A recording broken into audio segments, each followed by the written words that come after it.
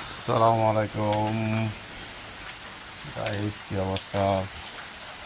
এটা শুভ সকাল।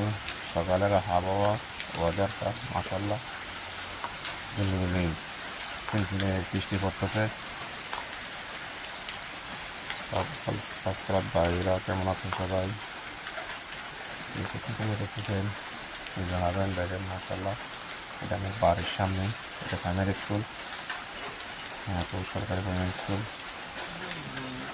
এটা যে আমাদের সামনে রাস্তা।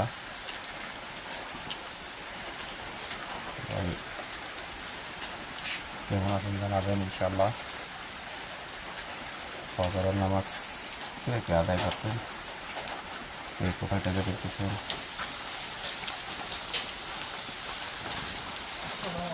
সালাম, কেন আছো?